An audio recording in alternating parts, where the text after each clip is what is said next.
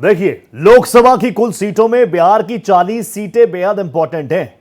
UP और बिहार की सीटों को मिलाकर यह आंकड़ा 120 हो जाता है और इसीलिए माना जाता है कि जिसे इन राज्यों के मतदाताओं का साथ मिल जाता है उसे दिल्ली का ताज मिल जाता है। यूपी की तरह बिहार में भी रीजनल पार्टियों का आधार जातीय है और यह इस बात की पुष्टि है कि जातियों को साधना हर एक पार्टी के लिए बड़ा चैलेंज होता है। बिहार की सभी सीटों पर यही फॉर्मूला लागू है और अलग अलग जातीय समीकरणों को ध्यान में रखकर तमाम पार्टियां अपनी नीति रणनीति तय करती हैं। प्रधानमंत्री नरेंद्र मोदी के नेतृत्व में एनडीए ने भी बिहार के जातीय समीकरण को ध्यान में रखकर घेराबंदी की है और पिछले चुनावों की तरह इस बार भी बम्पर जीत की रणनीति तैयार की है। हालांकि इस बार विपक्षी गठबंधन की सबसे मजबूत कड़ी आरजेडी भी बिहार के नतीजों को बदलने के लिए एड़ी चोटी का जोर लगा रही है। बिहार के सियासी मूड को समझने वाले लालू प्रसाद यादव और तेजस्वी यादव इस बार चुनावी गणित को बदलने की जी तोड़ कोशिशों में जुटे हुए हैं। अपने परंपरागत वोट बैंक माने जाने वाले यानी MY समीकरण को साधने के साथ ही आरजेडी दूसरी जातियों में भी अपने लिए संभावनाएं तलाशने का कोई मौका नहीं छोड़ रही। एक एक सीट को लेकर एनडीए और इंडिया अलायंस में घमासान जारी है। चुनावी नतीजों पर असर डालने वाली बिहार की तमाम सीटों के जातीय समीकरण पर पेश है हमारी एक खास पेशकश, 40 सीट किसकी जीत। जातीय समीकरण सबसे खास।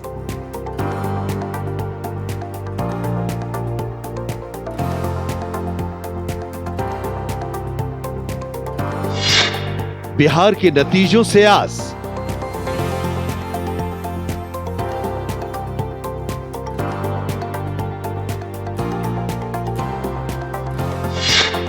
समीकरण को साधने का प्लान।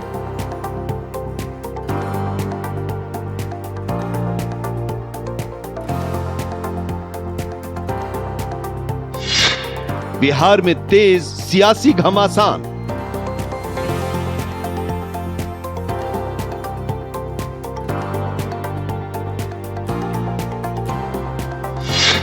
चौबीस का चुनावी हिसाब किताब।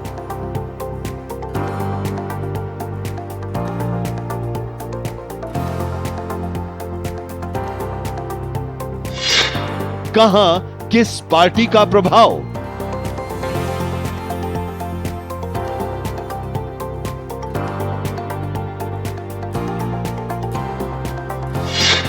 हर सीट का अपना गणित।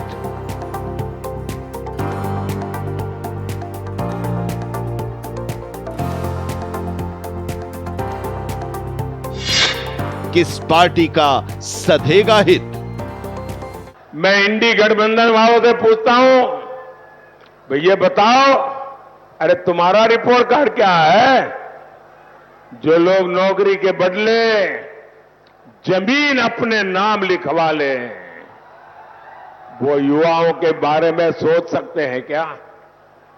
वो युवाओं का भविष्य बना सकते हैं क्या?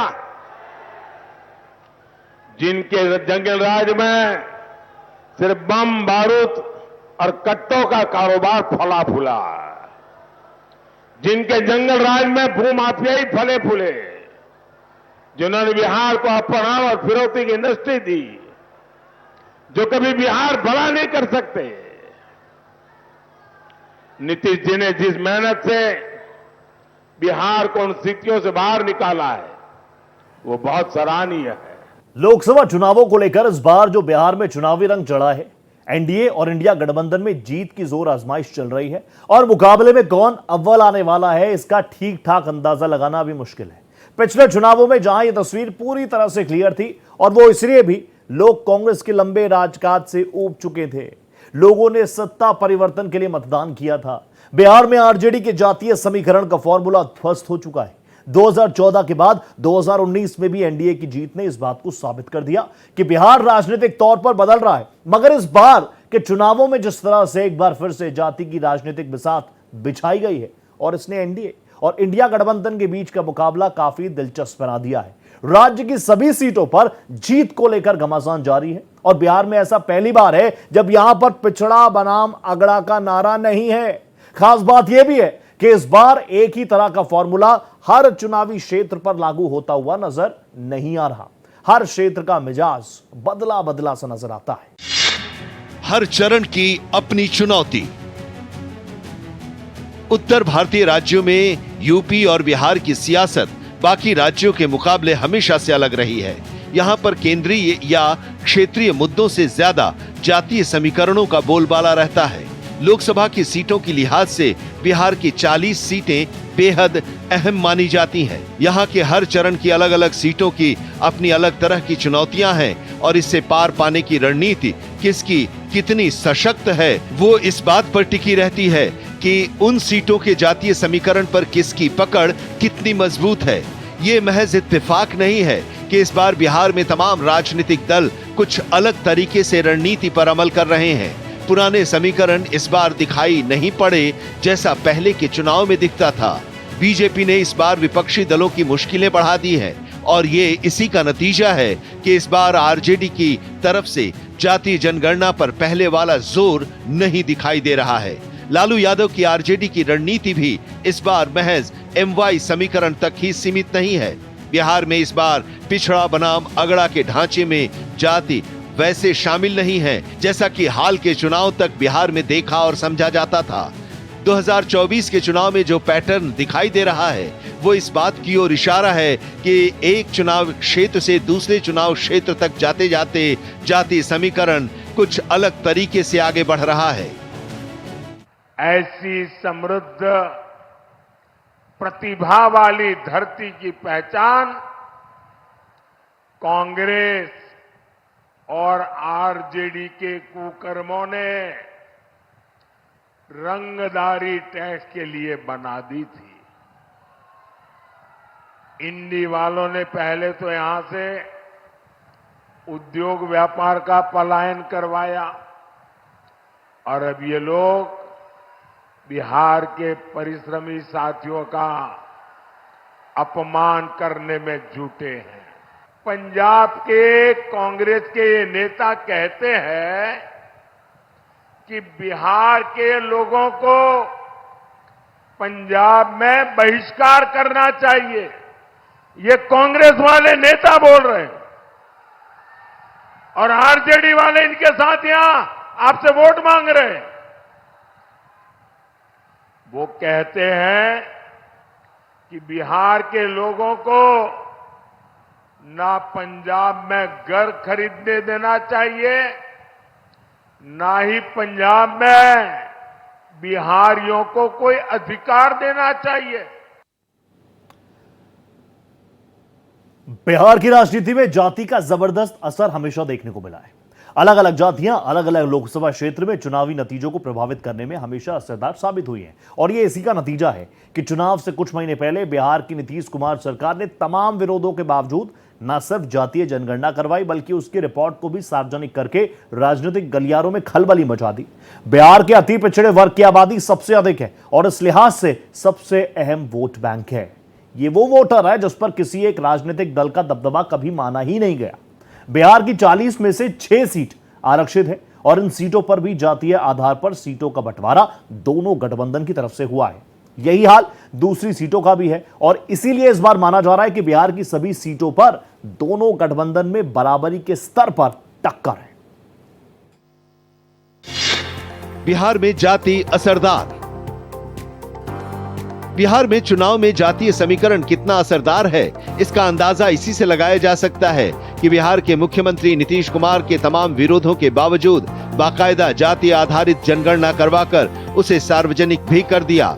पिछले साल नीतीश कुमार की सरकार ने जातीय जनगणना की जो रिपोर्ट लोगों के सामने रखी उसके मुताबिक ईबीसी यानी अति पिछड़ा वर्ग की तादाद सबसे अधिक निकल कर आई थी। राज्य की कुल 13 करोड़ 7 लाख आबादी में 36% लोग ईबीसी के हैं। सबसे ज्यादा आबादी वाले इस वर्ग की जातीय जनगणना की रिपोर्ट सार्वजनिक होने के बाद खूब हुई और उसका प्रतिनिधित्व बढ़ाने के वास्ते आरक्षण बढ़ाने तक की वकालत की गई। इसके बाद 27% के करीब ओबीसी, 20% के आसपास एससी, 2% एसटी और 15% के करीब जनरल कैटेगरी के थे। बिहार के जातीय समीकरण को लेकर जो सियासी दावा किया गया था उसका टिकटों के बंटवारे में असर नहीं दिखाई दे रहा है। हालांकि काफी हद तक अलग अलग सीटों के जातीय समीकरणों के हिसाब से सीटों के बंटवारे पर खास ध्यान जरूर दिया गया है। बिहार में 40 में से 6 सीटें अनुसूचित जाति यानी एससी के लिए आरक्षित हैं। गोपालगंज, हाजीपुर, समस्तीपुर, सासाराम, गया और जमुई की सीटें इसमें शामिल हैं। एनडीए के सीट बंटवारे में इन 6 आरक्षित सीटों में जमुई, समस्तीपुर और हाजीपुर एलजेपी रामविलास के खाते में है, जबकि सासाराम से बीजेपी, गोपालगंज से जेडीयू और गया सीट से जीतन राम मांझी अपनी पार्टी से खुद चुनावी मैदान में है। इंडिया गठबंधन को बिहार में महागठबंधन कहा जाता है। 3 आरक्षित सीटें गया, जमुई और हाजीपुर आरजेडी के हिस्से में है। वहीं सासाराम और समस्तीपुर की सीट से कांग्रेस तो गोपालगंज से मुकेश सहनी की विकासशील इंसान पार्टी चुनाव लड़ रही है। 4 जून को इंडी वालों के इरादों पर सबसे बड़ा प्रहार होगा। ये प्रहार होगा देश में भ्रष्टाचार पर, ये प्रहार होगा तुष्टीकरण की राजनीति पर, ये प्रहार होगा टुकड़े टुकड़े गैंग पर, ये प्रहार होगा समाज को लड़ाने वाली गंदी सोच पर, ये प्रहार होगा सनातन को गाली देने वाली विकृत मानसिकता पर। बिहार की सियासत की राजनीति की धुरी है आरजेडी। लालू प्रसाद यादव की आरजेडी ने इस बार बिहार के सियासी समीकरणों को नया मोड़ दे दिया है। मुस्लिम यादव समीकरण की बदौलत बिहार में मजबूत उपस्थिति रखने वाली आरजेडी ने बीजेपी के कोर एजेंडे की तरह ही अपना फोकस बढ़ा है। अपने कोर वोटर से अलग दूसरे वोट बैंक में भी सेंध लगाने की कोशिश की गई और यह उसकी उम्मीदवारी को तय करने में भी झलक रहा है। यह पहला मौका है जब आरजेडी ने यादव और मुसलमानों के अलावा अगड़ी और पिछड़ी जातियों के उम्मीदवारों पर भी भरोसा व्यक्त कर अपनी राजनीतिक मंशा को क्लियर करने की कोशिश की। बीजेपी के नेतृत्व में एनडीए ने भी इस बात का पूरा ध्यान रखा है और अति पिछड़े वर्ग की बदौलत चुनावी जीत को यकीनी बनाने की रणनीति बनाई है। आरजेडी ने बदला समीकरण।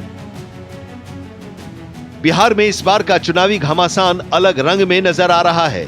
एनडीए को इंडिया गठबंधन के अहम घटक दलों में से एक लालू यादव की आरजेडी से जबरदस्त चुनौती मिल रही है। जातीय समीकरण के आधार पर बिहार की राजनीति की धुरी बन चुकी आरजेडी को भी बीजेपी की तरह अपना कोर एजेंडा पता है।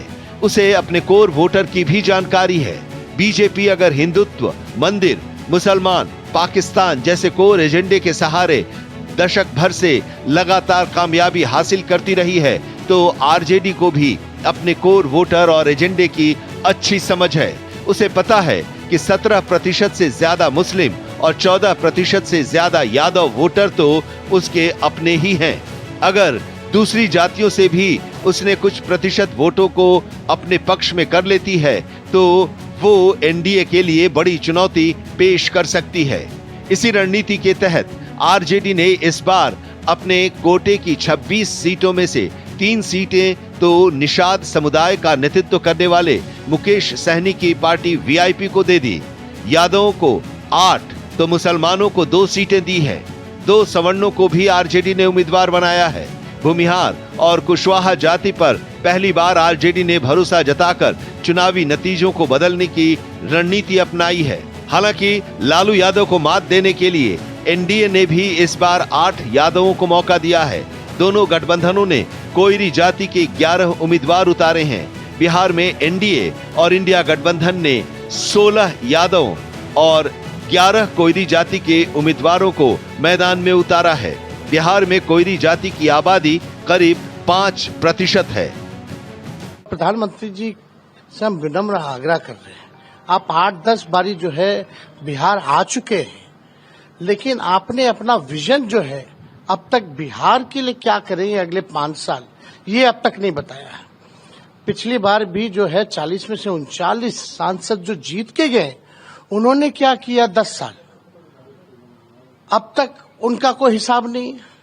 आप प्रधानमंत्री जी यहाँ आ रहे हैं, आपने जितने वादे किए थे एक भी जो है बिहार को लेकर के आपने पूरा नहीं किया।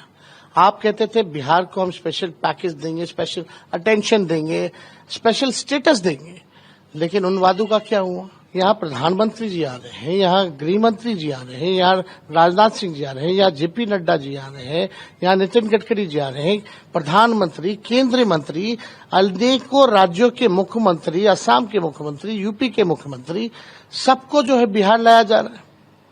और अकेले हम लगभग जो है 140 सभाएं हमने किया है, यानी हम अकेले इन सब पे भारी पड़ रहे हैं। लोकसभा चुनाव में बीजेपी ने एनडीए गठबंधन के 400 पार की जीत का टारगेट रखा है। इन सीटों का हिसाब तमाम राज्यों में पार्टी की मजबूत स्थिति को ध्यान में रखकर तय किया गया। निश्चित तौर पर इसमें यूपी की 100% सीटों पर जीत दर्ज करने के साथ ही बिहार में भी अपनी पुरानी सीटों को बरकरार रखते हुए उसमें बढ़ोतरी का लक्ष्य रखा है। बिहार में आरजेडी के लिए ये चुनाव अपने अस्तित्व को बचाने की लड़ाई बना हुआ है और इसीलिए इंडिया गठबंधन आरजेडी के साथ मिलकर नई चुनौती पेश करने की कोशिश कर रहा है। जातीय समीकरण पर बेस्ड इस चुनाव में एनडीए और इंडिया अलायंस में जबरदस्त टक्कर है और इसीलिए जीत के पहले के दावे बदलते जा रहे हैं। 40 सीट किसकी जीत के हमारे इस खास पेशकश में फिलहाल इतना ही। देश प्रदेश की हर बड़ी खबर के लिए आप बने रहिए भारत एक्सप्रेस के साथ। नमस्ते।